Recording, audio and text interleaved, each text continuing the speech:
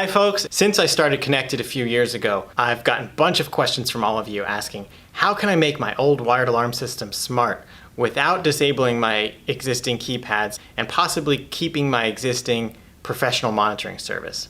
You want to keep your existing wired alarm system, but just add some smart features on top of it that'll let you monitor all the zones, monitor if it's been armed and disarmed, monitor if it's been triggered, and even arm and disarm it remotely. So if you're in that situation, then this video is for you. In this video, I'm going to be demonstrating with a Honeywell / Ademco Vista system like this one. There's a similar one in my house, and I'm going to show you using the second generation Konnected Alarm Panel Interface Kit, how you can tap into all of the wired zones and tap into the programmable outputs to know when the alarm has been triggered, and also arm and disarm it remotely with a relay module. The Konnected Alarm Panel Interface Kit, it comes in a box like this. This is available now. So inside the box, for every 6 zones that you purchase, there will be 2 connected modules. The first is the Konnected Alarm Panel board with low voltage trigger output. This has the built-in Wi-Fi chip, and this is the brains of your system. And the second is the Konnected Alarm Panel Interface module, and this has the special circuitry that lets you tap into the wired zones on the Ademco or any wired alarm system panel. Now inside the box you'll also find a power adapter and an accessory box that has things like mounting hardware and a relay module and some wires to help you hook things up. So today I'm here in my new house in my master bedroom closet where my old alarm system panel is installed. This is a ADT branded SafeWatch Pro, which is really just a rebranded Ademco Vista 20, I think, 20p. Ademco Vista is one of the most common alarm panels in the United States and probably worldwide. So many of you might have one very similar to this in your home. So you see I've got a bunch of wires coming out of my wall going into this board here. This is the main logic board of the old alarm system. And then on the inside door, usually of the cabinet, usually you'll see a wiring diagram, and this will help you to understand how many zones you have and help you to know where to plug the wires in. So I'm going to walk you through that with the Ademco Vista or the SafeWatch Pro. And if you have a different alarm system, it's going to be very similar. Konnected Alarm Panel Interface module works with pretty much any wired alarm system that's out there, but I can't obviously do a video demo for all of them. The Konnected Alarm Panel board has a built-in Wi-Fi chip, so this is going to communicate via Wi-Fi to the cloud or to your smart home hub, which is on your network, to communicate the status of your sensors back and forth. And the interface board has special circuitry to allow you to tap into the sensors on your traditional panel without the traditional panel even knowing that it exists. Alright, let's take a closer look here at the wiring diagram. It is capable of up to 8 zones, which are labeled here, zones 1 through 8. Now, if I take a closer look at the actual panel, I can zoom in there for you. I can see that only 6 of those 8 zones are actually in use. There's 1, 2, 3, 4, 5, and 6. So in this case, I have a 6-zone alarm system. If I wanted to just monitor the 6 zones that are on my alarm panel, I could sync the status of those sensors, for example, my doors, windows, and motion sensors, to my smart home platform so that I can monitor the state of those sensors and trigger automations based off of that. But I'm going to take this a step further and install 2 connected modules for a total of 12 zones and 2 interface modules to interface it with this panel, so that I have 2 extra zones to tap into these programmable output pins that are on the Ademco Vista. And that's going to give me more information from the panel, for example, if the system is armed and if the system is triggered. So I can sync that status to my smart home platform. That lets me monitor from anywhere if my alarm system has been triggered without paying the monthly fee. Then we can even take it a step further and use a relay module like this and a free zone on my panel that's programmed as a key switch to be able to make a trigger to basically turn on and off or arm and disarm the alarm system remotely. Okay, let's talk about mounting and positioning. We're going to use these jumper wires that come with your kit to connect the terminals from the interface module to the zones on the traditional panel, and they're literally going to tap into that signal. So we want the interface module to be mounted pretty much as close as we can to this panel, and then the Wi-Fi connected alarm panel board can be a little bit further away and preferably outside the metal container. So I've already put my mounting standoffs here for the interface panel, and you just want to make sure that the terminals are facing the direction of the traditional panel so we can easily make the wired connections. So let's mount this guy in here first, and then we can start wiring things up. Now this ribbon cable is what connects the interface module to the connected alarm panel that has the Wi-Fi capability built in. This is 30 centimeters long, so you have a little bit of room to play with. And what I'm going to do is just punch out one of these knockouts, like that, and then run the ribbon cable through here. There's a notch on it, so it only goes one way, so you know that you got it in the right way. And then put it into the connected alarm panel, which can then be mounted up here, or perhaps on here or on the side once we get the feet on there. I'm not going to permanently mount this yet because we might need to move it around, so I'm just going to leave that up there for now, and it's not plugged in yet, so that's fine. Alright, now before we start wiring things up and touching the wires, I think it's pretty important to disconnect the power to the traditional panel first. We don't want to short anything out, and also as we're kind of unscrewing the screws, it's going to cause a fault on the traditional system if the power is still active. So my power transformer is over here above the door. So I'm just going to unplug that and let that hang down there, and then pop out one of the battery terminals. There we go. And this thing is, now it's completely shut off. So we can safely start touching the wires and stuff. Okay, now the first step is to connect these two larger black terminals on the interface module to the auxiliary power output of the traditional panel. This is very important and required. This is called a voltage reference. It's not actually going to draw power from the panel, but it is taking a reference voltage from the operating voltage on this alarm panel. So we do need to connect the ground and the VREF, or voltage reference, to the negative and positive aux output on the traditional panel, respectively. And if you're unsure as to what those terminals are, look at the diagram as a reference, and on the Vista panels that would be terminal 4 and 5. 4 is the negative and 5 is the positive. Definitely do not connect it to terminal 1 and 2. That's the AC power input, and if you do that, it'll be fried. So don't do that. We're looking at the 12 volt auxiliary power output, which on the Vista panels is terminals 4 and 5. On other brands of panels, it'll be something different possibly, but it's usually labeled aux power output or plus 12 volts or something like that. DC power only, what we're working on. So I'm going to just take two of my jumper cables and the little connected screwdriver that comes with my kit, and first loosen these terminals all the way first, and that opens them up. These black terminals are a little different in that the screw itself does not go up and down. And then we'll put these two into the ground and voltage reference respectively. I know my hand's in the way. And I've got the white in the voltage reference and the black in the ground. My aux output is already is pretty full. There's a bunch of power, there's some motion sensors on here, a keypad. It's probably powering this wireless transmitter and things like that. But that's okay. You should be able to kind of squeeze it in there and then tighten it back down. And then this one is for the positive.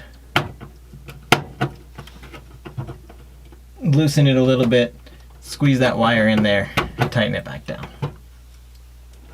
There we go. That's my voltage reference for this panel.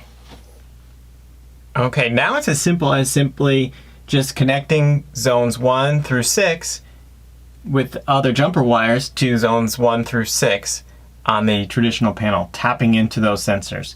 Now it's important you want to connect those jumpers to the high side of the panel, and if you look at the wiring diagram, it'll tell you which one is high and which one is low. And on other panels they're labeled, maybe zone 1 and common.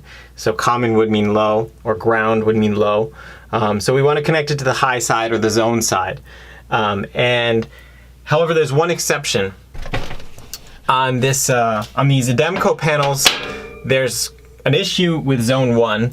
Zone 1 on the Ademco panels, and this only applies to the Ademco panels, or in this case a SafeWatch Pro rebranded Ademco panel, Ademco Vista. Zone 1 is a special circuit zone, which is typically reserved for smoke alarms, 2-wire smoke alarms. In this case, it actually has my entry doors on it, which is also fairly common, but the connected alarm panel interface doesn't work on the Vista Zone 1.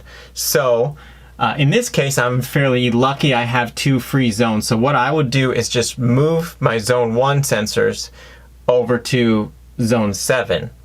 And then we may be able to use Zone 1 for something else, but that will kind of work around the system, and then we'll have to go and reprogram Zone 1 to move it to Zone 7 if you want to keep that sensor intact. But this only applies to the Ademco Vista panels, and basically the long story short of it is that connected doesn't work on Zone 1 on the Vista panel, so you'll either have to relocate that zone or work around it by moving another zone that's less important to Zone 1. Zone 1 on the Vista panel is terminals 8 and 9. So let's loosen those up real quick. And as is typical on a wire alarm system, you may find these resistors at the end of the wire in the panel. And oftentimes they may be installed at the sensors. They're actually supposed to be installed in the walls behind the sensors, although a lot of installers put them here in the panel, as is in this case. The traditional security guys who actually know what they're doing would look at this in disgust, because what these resistors are intended for is to measure the resistance on the or create resistance on the line so that the panel can measure for tampers, like a short circuit in the wire. And if they're installed here in the panel, they really do no good. They're supposed to be installed at the end of the line. In this case, we're going to just leave them because the connected alarm panel interface module works with pretty much any resistance value, and we're going to leave them as they are. So if you do have resistors in line, leave them where they are. And then we're going to relocate this to zone 7, which is 18 and 19, and 18 is the high side. So let's do that. Now let's hook up the connected board. I've got a ribbon of 6 jumpers here, and I'm just going to connect zones 1 through 6 and then connect it to the high side of each zone. There we go. I've got my ribbon of 6 jumpers connected to 1 through 6 on the interface module, and now we're going to connect the other ends to the high side of 6 zones on this panel, starting with zone 2, because I moved zone 1 to zone 7. So these will go in the high side, and we just literally jam them in there and basically piggyback on the sensor that's already in place. So if you loosen that screw just a little bit, you should be able to get the tip of that jumper in there without disturbing the wire that's already in place, and then tighten it back down.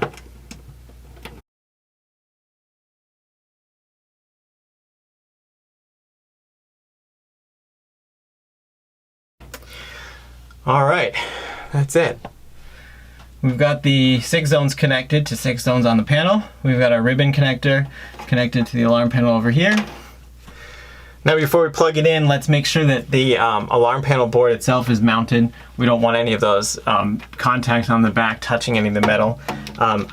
We do have these magnetic standoffs that are actually a really cool accessory. These are sold separately for a couple bucks. I have a set here, and these make it really easy to mount this board on on the metal can, on the top of it, on the side, or even on the door, and be able to reposition it so you don't have to have it permanently positioned. So I'm going to put those in real quick into the mounting holes here.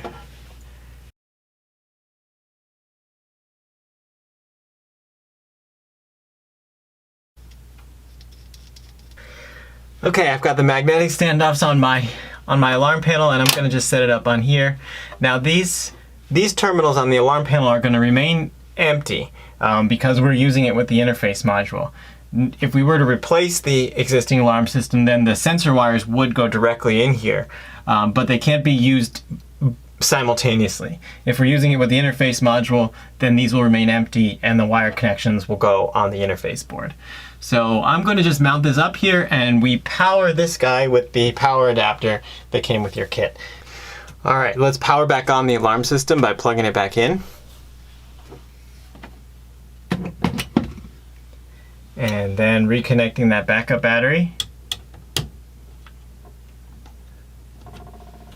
And now we'll use the connected power adapter. I have a plug nearby, so this is no big deal. If you don't have a plug nearby, you can also pull 12 volts from this aux power output.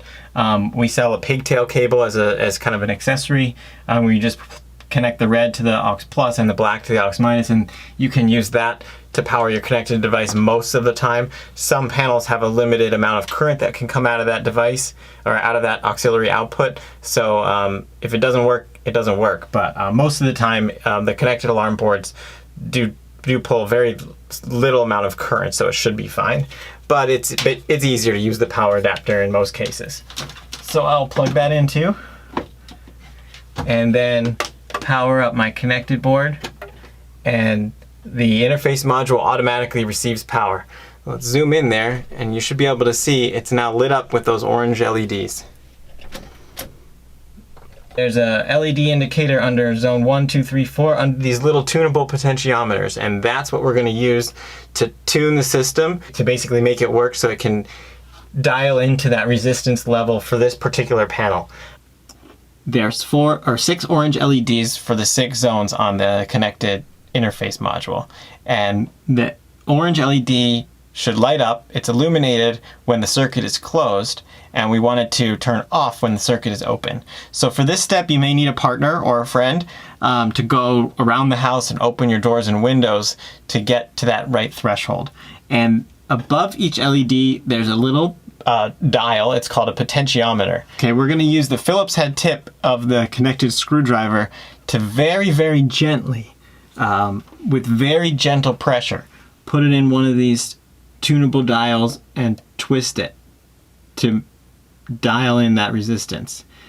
Don't apply much pressure here because these things are quite fragile, and the tips can strip very easily. They're just made out of plastic.